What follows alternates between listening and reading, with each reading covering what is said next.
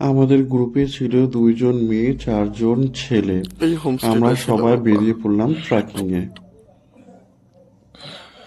আর এখানটায় ছিল আহ, বাকি 2 জন। আমরা এখানে 4 জন ছিলাম। ট্রেকিং এর জন্য এসেছি আজকে। চারিদিকে ধোয়া ধোয়া। সকাল 7টা বাজে। এখন আমরা বেরোবো ট্রেকিং 2 এ। মার্চ এটা আমাদের 2026 বাথরুম। সোমবার। বাথরুম। পরদিন সকাল সকাল 8টা 40 নাগাদ আমরা চা ব্রেকফাস্ট খেয়ে বেরিয়ে পড়লাম আমাদের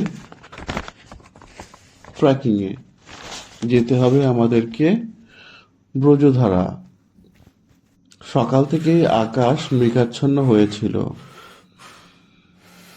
লামথাং ওয়েস্ট থেকে ব্রজধারার দূরত্ব আনুমানিক 7 কিলোমিটার হবে।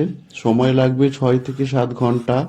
উচ্চতা 3355 মিটার। এই ট্রেকিংয়ের পুরো রাস্তাটা খাড়াই ছিল। রাস্তায় যেতে যেতে নাম না জানা কত গাছগাছালি, শেষ না হওয়া বাঁশ গাছের ঝাড়, আর মনকে আনন্দ দেওয়ার জন্য ছিল রোডোডেনড্রন। বেশ কয়েকটা, বেশি পরিমাণে ছিল সেটা বলবো না।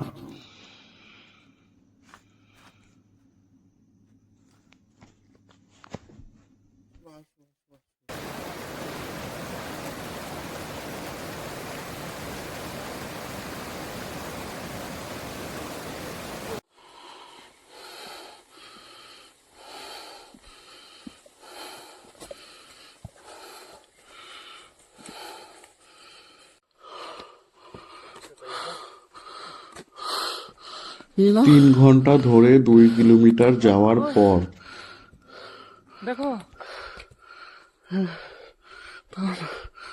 ভিডিও করিনি। কি বললো জায়গাটার नाम? भाजिया की बोल रहे हो अब जगह है भैया जगह का नाम क्या है? भांजंग। जो कि वो मेली आसिंग से जो करते हैं ना ट्रैक, हाँ वो वन डे यहाँ पे भी स्टे करते हैं। अच्छा। मेन से जो करते थे। ओ हम लोग जिस रास्ते पे आया है नहीं, हम लोग ये लामाथांग से आए हैं एक साथ में। तो जो मेली से करते हैं ना वहाँ से मेली से मेली गुड़ का मेली आसिंग का, वो यहाँ के स्टे करता है।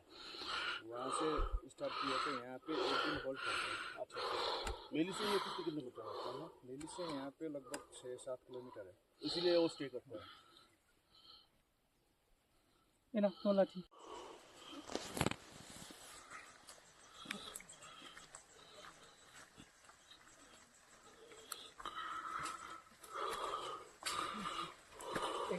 অনেক অনেক বাঁশঝাড়কে যখন আমরা পিছনে ফেলে রেখে এসে অবশেষে ক্লান্ত বিষণ্ণ হয়ে বজ্রধারায় পৌঁছালাম, তখন বিকেল 4:10। বিকেল গড়িয়ে সূর্য অস্ত যাবে যাবে। পাহাড়ে খুব তাড়াতাড়ি অন্ধকার নেমে আসে এই হাড় কাঁপানো শীতে। তাই তাড়াতাড়ি টেন্টগুলোকে বিছিয়ে নিয়ে টেন্টের ভেতরে ঢুকে পড়লাম।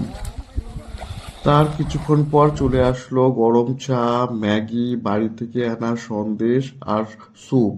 সেইটা খেয়ে এই ঠান্ডার বিকেলবেলা যা খুব ভালো উপভোগ করেছিলাম।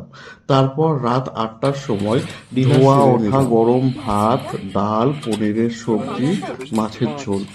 রাতের খাওয়া শেষে ঘুমোতে চলে গেলাম। সারাদিনের ক্লান্তিতে চোখে ঘুমও চলে আসলো, কিন্তু বাদশালে কোনো শৌচালয়ের ব্যবস্থা নেই। তাই যদি তোমরা এখানে আসার কোনো প্ল্যানিং করছো, তাহলে you have to carry with your self tissue paper and don't waste more water.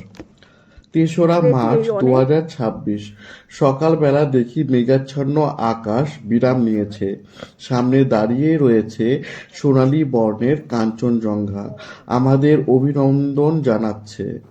আশেপাশে চোখ ফেরাতে এটা অনুভব করলাম যে ওখানকার গাছগুলো কোনো একটা কারণে শুকিয়ে গেছে।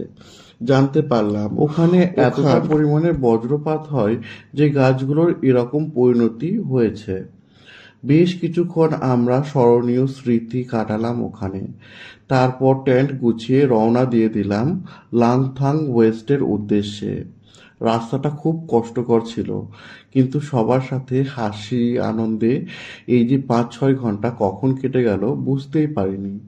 তারপর আমরা আমাদের হোমস্টেতে ফিরে আসলাম, সেখানে চা খেলাম এবং বাকি জিনিসপত্র ওখান থেকে নেওয়ার পর বেরিয়ে পড়লাম 5 মাইল যাওয়ার জন্য একটা জায়গা। এবার 3 কিলোমিটার উতরায় রাস্তা। সত্যি কথা বলতে 6.5 কিলোমিটারের ট্র্যাক কমপ্লিট করার পর আবার এই যে 3 কিলোমিটার হাঁটতে হবে, এটা খুবই কষ্টকর ছিল। তারপর যখন হোটেলে এসে আমরা ফ্রেশ হয়ে যে যার মতন টিফিন করে নিই, তারপর আমাদেরই এক বন্ধু পূর্ণিমা ঘোষের জন্মদিন উপলক্ষে ওখানে কেক কাটা হয়।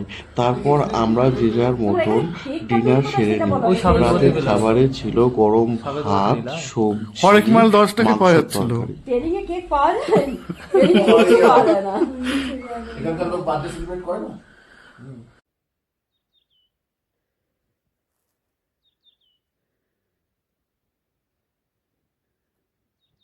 পেছন কাটটা কাঞ্চনজঙ্ঘা তো, যেটা আলো না এই যেটা সামনেরটা? মিডিলেরটা কাঞ্চনজঙ্ঘা। পেছন কাটটা তাই তো? এই যে যে আমাদের সোজাসুজি আমাদের পিছনেরটা হচ্ছে তোমার বোধহয় পান্ডিম, ও ও এই সামনেরটা। এই সামনেরটা।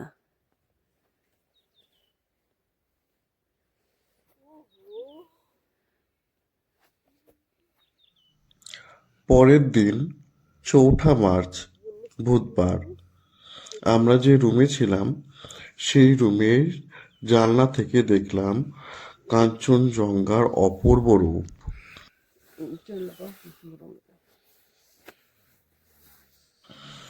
আমরা যে রুমে ছিলাম সেই রুমের জানলা দিয়ে সকালবেলা কাঞ্চনজঙ্ঘা উকি দিচ্ছে। কি সুন্দর, কি দারুণ! সাথে গরম চা, আর রাতে তুলো বার্থডের যে কেকটা ছিল, আহ, কি বলবো, কি দারুণ লাগছিল তখন। রাতে যে সময় হোটেলে আসি, শরীর এতটাই ক্লান্ত ছিল যে হোটেলটাকে ঠিক মতন দেখাতে পারিনি। এই যে সোজা আমাদের রুম রয়েছে, এই যে ডান দিক, এটা আমাদের রুম, এখানে আমরা 4জন থাকবো। এই যে আমাদের হচ্ছে এটা বাথরুম, নিট অ্যান্ড ক্লিন, খুব সুন্দর। আর একটা দৃশ্য দেখানোর দরকার ছিল, এই যে জানলাটা, বেড থেকেই আমরা কাঞ্চনজঙ্ঘাকে উপলব্ধি করতে পারবো। কি অপূর্ব, তাই না? আমার তো খুব দারুণ লেগেছিল নিজের জায়গা থেকে এই সমস্ত কিছু দেখা। জায়গাটা হচ্ছে আসলে পেলিংয়ে। ড্রাইভার ডাকতে চলে এসেছিল, রওনা দিতে হবে এনজিপির উদ্দেশ্যে। আমরা হোটেলের বাইরে ব্রেকফাস্ট শেষ করলাম, তারপর গাড়িতে চেপে বসলাম। রাস্তায় আমরা দেখলাম দোল উৎসব কেমন করে পালন করছে। মনে আছে শহরটার নাম? হ্যাঁ, ঠিক বলেছ, জোরথাং। এই জোরথাং শহরে সমস্ত মানুষ, বাঙালি, ওখানকার মানুষ সবাই মিলে দেখো কি সুন্দর দোল উৎসব সেলিব্রেট করছে। আমরা ওখানে আমাদের লাঞ্চ কমপ্লিট করি, তারপর আবার গাড়িতে চেপে বসি।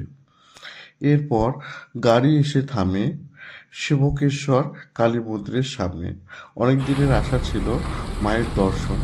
মায়ের দর্শন পেয়ে সত্যি মন জুড়িয়ে গেল। এরপর আমাদের গাড়ি এনজিবিতে এসে থামলো। ড্রাইভার দাকে সমস্ত ভাড়া বুঝিয়ে দিলাম। তারপর রাতের খাবার কিনে নিয়ে 7:30টার দার্জিলিং মেলে উঠে বসলাম। আশা থাকলো আবারও এই পাহাড়ের কাছে ফিরে আসব। ড্রাইভারদার কন্ট্যাক্ট নাম্বার, সমস্ত জায়গার লোকেশন ডেসক্রিপশন বক্সে দেওয়া রয়েছে, প্লিজ চেক আউট। পেয়েছি এই অনেক।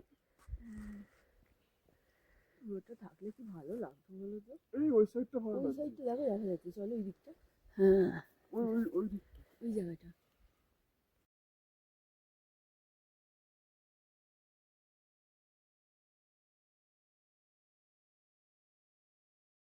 বজ্রধারা ট্রেকিংয়ের সমস্ত খরচ, গাড়িতে যাওয়ার সময় টোটাল খরচা হয়েছে 5,100 টাকা, আর পার পার্সন খরচা হয়েছে 850 টাকা। ফেরার পথে টোটাল খরচা হয়েছে 6,000 টাকা, আর পার পার্সন খরচা হয়েছে 1,000 টাকা।